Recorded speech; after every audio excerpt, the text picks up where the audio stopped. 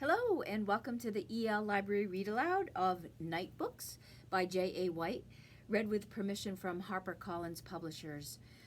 We are on chapter 13 today, but we'll recap a little bit about what happened in chapter 12. Couple of crazy kind of chapters there with the events that were happening in the witch's nursery. So let's see, after discovering that his night books had been destroyed in his backpack, Alex was too upset to sleep, of course. He couldn't stop thinking about the hours that he had spent writing those stories and, the work that he had put into it. But, of course, there was no time to grieve because he no longer had the stockpile of stories to pick from to read to Natasha. So now he was forced to actually have to do some writing. So he heads to the library, and he thinks that, even the one night book that he had left at the library might have been destroyed by the shredder or whatever. But when he gets there, he sees that his last night book is still there. However, there's only a couple of stories left in it that he could possibly use to read to Natasha. So he knows that he needs to seriously sit down and get to work. But he has writer's block. So the night turns into morning, and he still hasn't written a word. And that's when Yasmin arrives. And for some reason, Yasmin looks different. She seems more relaxed. She's in different kind of clothes. And she says to Alex, Alex, I want to tell you my story. So she begins to tell Alex exactly what has happened to her. So she had been a prisoner, here's her story, in Natasha's house with 3 others, Eli, little Juan, and Claire. And they used to huddle together late at night and tried to come up with a way that they could escape from Natasha. Now, Eli's plan was that he wanted to kind of charge Natasha, and then once they charged her, take her and tie her up. But Claire wasn't buying that. She didn't think that was going to work. And little Juan, he was too little to even say anything. But Claire insisted that if they just were patient, and wait for the opportunity to come, it would come. Not sure what it was, but it would come. But none of that happened. Of course, obviously something happened to them because they were no longer in the house. So Yasmin brings Alex into the dining room and stands him in front of the antique china cabinet. And in that cabinet, and if you remember from before, the author had described a little bit about what was inside that cabinet, little porcelain figurines of all kinds of children. And Yasmin says to Alex, those are all the kids who have lived here before. And so what happened was that Eli did go through with his plan, and he did charge Natasha, and then she turned him into a little porcelain figurine that is now in the antique china cabinet. Little Juan just couldn't keep up with the work that the others were doing, so Natasha turned him into a little porcelain figure as well and put him inside the antique cabinet. And what happened to Claire was that she decided that she was going to take matters into her own hands, and every once in a while, of course, somebody would have to come into the apartment, just a regular person, to either do some work on the furnace or the plumbing or whatever. So this one time, the plumber had to come to the house, and he did. And what Claire had done was she was the one who broke the pipes under the kitchen sink so that the plumber would have to come. And she taped a note underneath the sink begging for help and for somebody to come because they were in trouble. Well, the plumber came, and of course Natasha saw that note, and that was when Claire met the same fate as the other children before them. So all 3 of them are in the little glass cabinet. That's when Alex remembers something that Natasha had said on his second day in the apartment when she was on the verge of casting a spell on him. And that's when she would have added him to the cabinet as well. And she said, and I'll read it here, just be a doll and stand still. And whatever you do, don't close your eyes, like a photograph. That's when Alex kind of has an idea. He asked Claire if the kids were wearing the same outfits that they were when the spells were cast on them. And Yasmin says, yeah, they were. So he starts looking more carefully at each figurine, and not one of them is wearing a unicorn pendant. And that's when he realizes that they may be able to escape, because the unicorn girl had said she would never take the pendant off. So none of those figurines in that glass cabinet are the unicorn girl. So that's when he's convinced that there's a way out. And when Yasmin asks him what makes him so sure about that, he says, because he knows somebody who has escaped. So apparently the unicorn girl, because she's not in that cabinet and she's not in the house, she must have escaped. That's kind of what Alex's reasoning is. So that's where they are. There is a thread of hope there for them. So let's continue on with chapter 13, which is called Writer's Block. Alex and Yasmin went back to the library and closed the door behind them. I have so much to tell you, Alex said. In his eagerness to finally share everything, Alex inadvertently abandoned all his storytelling skills. He hopped from topic to topic, sometimes in mid-sentence, and often lost his train of thought. Fortunately, Yasmin asked good questions, forcing him to backtrack when necessary. In the end, she managed to learn everything there was to know about Unicorn Girl, the forest that Alex had glimpsed through the bedroom door, and his sudden shortage of stories. Gradually, the resigned look in Yasmin's eyes was replaced by a glimmer of hope. You really think we can get out of here? She asked. Yes. Well, what's the plan? The children smiled at one another. We need to search the rest of these books, Alex said. Unicorn Girl might have written about her escape plan. If it worked for her, maybe it will work for us. And if she didn't write it down, then maybe she said something else that can help us, Alex said. You never know. The more we learn about Natasha, the better. Yasmin tilted her head upward in order to take in the thousands of books that still needed to be searched. You can't do this on your own. Show me where you're left off, and I'll start looking. Don't you have nursery stuff to do? Alex asked. I'll be okay, Yasmin said. I'll just get up earlier tomorrow and take care of my chores first. Right now, finding how this girl got out of here is the second most important thing we've got to do. What's the first most? Yasmin gave him a playful shove toward the desk. You have to write, she said. This whole plan falls apart if Natasha decides to make a porcelain Alex out of you. For the rest of the day, he sat at the desk and tried to think of a good idea. Nothing came. Alex knew from experience that forcing an idea to the surface seldom worked. It only scared them away, like screaming at a flock of birds while expecting one to land on your finger. You had to let them come at their own pace. This was all well and good when you were writing stories in your bedroom at night, stories that no one would ever read, but not when your life depended on it. His frustration grew. Pencil points snapped. Pages were torn. When Alex's sighs of dismay grew impossible to ignore, Yasmin dropped the stack of books she was searching and stood over him, arms akimbo. Okay, she said.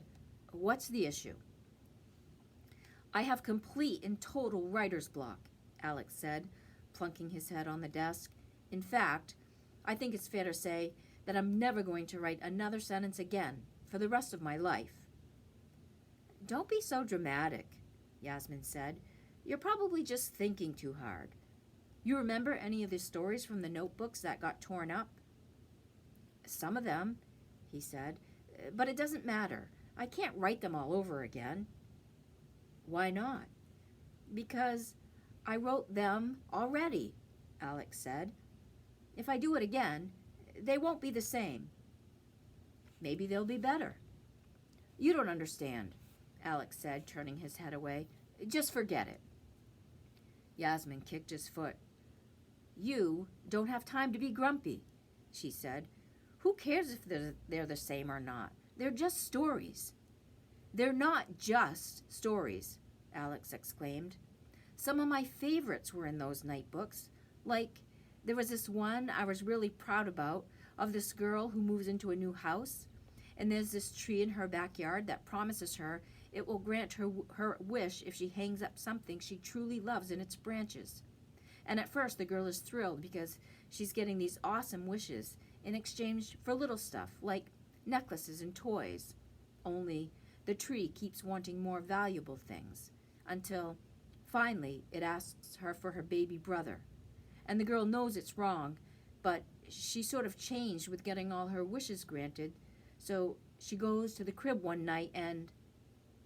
I'm confused, Yasmin interjected. Sorry, Alex asked. I'm bad at summarizing. The plot would make a lot more sense if you could read it, which, of course, you can't because... I'm not confused about the story, Yasmin said. I'm confused about the night books. You seem really bummed that they're gone, but weren't you going to chuck them in the fire anyway? You couldn't have liked those stories that much. The words hit Alex like a cold splash of water. For a few moments, he was too astonished to speak. You're right, he said. I was going to destroy all 3 of them myself. That's what got me into this whole mess in the first place. So now that they're gone, why do I miss them so much? Beats me, Yasmin said. I never understood why you were getting rid of them in the first place. Alex thought about telling her what had happened in school that day, after the math teacher got her phone call, but he was afraid it might change her opinion of him. He told her a lesser truth instead. I wanted to be someone different, Alex said, not the weird kid who likes monsters. But you are weird, she said. So what? It's cool. It's not cool, Alex insisted. Instead of sports trophies like my brother, you know what's on my shelves? Stupid plastic models of vampires and werewolves and mummies. When my family and I go on vacation, I beg them to take me on ghost tours instead of amusement parks. He lowered his voice as if confessing a great secret. I have Walking Dead pajamas. And I can tell you the number of every Mets player all the way back to 2003, even the guys who only had a few at-bats, countered Yasmin. I spent an entire winter break memorizing them. Don't believe me? Xavier Nadi, number 22. Willie Colazzo, number 36. She shrugs her shoulders. We all have our things. Alex wondered if she might be right. Was writing scary stories any stranger than memorizing random numbers sewn to the back of uniforms? It made him feel better thinking about it like that. Maybe it's not just me who's weird, Alex thought. Maybe we're all weird in different ways. Yasmin leaned over the desk and spun the nightbook in her direction. I thought you said you couldn't come up with any ideas, she said. There's a whole list here. Alex snatched the book away. Don't look, he said. They're awful. You're probably just being too picky, Yasmin said. Come on, hit me with them. Alex hesitated. He'd never shared his stories before a story was completely finished. On the other hand, nothing else was working, and he was growing desperate. If he didn't think of an idea soon, he might find himself without a story to tell Natasha in a couple of nights. He slid the notebook across the desk. The list was a pitted battlefield of pencil slashes and eraser marks. Story ideas. Girl who finds out her parents are monsters. Kids who go to the bathroom during class but never come back. A mailbox that eats people. A school locker that leads into another world. Creepy house at Halloween. Kale.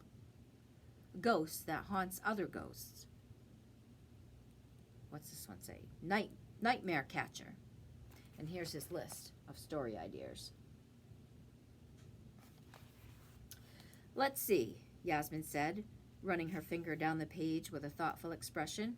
How about this one? Mailbox that eats people. I can see that. You reach in for the mail, something bites you. Pretty scary. As an idea, maybe, Alex conceded, but where do I go from there? The mailbox ate Bob's hand. Bob got an axe and chopped down the mailbox. There's not much to it. Maybe the mailbox needs to deliver Bob's hand somewhere. Ooh, Alex said, impressed. Let's see what else you have, she said. Creepy house at Halloween? Because that's never been done before. You're not being graded on originality, Alex. You just need a story. Here, I'll get you started. All the kids were afraid to trick-or-treat at Bob's house because he had a meat hook instead of a hand due to a terrible experience with a mailbox. Funny, Yasmin said, with just the hint of a smile. What about this one? Ghost that haunts other ghosts. That's different. Same problem with the mailbox one, Alex said. It sounds good on paper, but there's no way to make it into a story. Why would a ghost haunt another ghost? I don't know, Yasmin said. Why do they haunt people? Revenge, usually, Alex said. They could have been murdered, or someone moved into the house they used to live in, and they still think of it as their house. Sounds like they're just jealous because they don't live there anymore. Alex said. He picked up his pencil and added jealous ghost to the list. It wasn't enough to start a story, but there was something there, something he could use. He could feel it. Ms. Corral had taught him that good writers didn't necessarily come up with better ideas than other people. They simply recognized the good ones. Jealous ghost, Yasmin read, nodding her head in consideration. That could work. Maybe, Alex said. Let me think about it. Do your thing, Yasmin said. I'll keep searching the books. I have to tell you, though, I'm starting to wonder if this is all a wild goose chase. Maybe you already found everything this girl has written. She was wrong. And that's a short chapter, so that's the end of chapter 13 for today. We'll be right back here tomorrow at 3 o'clock for chapter 14. And then, tomorrow we'll talk about what we'll do over vacation to continue on with Nightbooks. But thanks for joining in today. I appreciate you listening in, and I hope that you can join us again tomorrow. So have a great rest of your day, everyone. Thanks.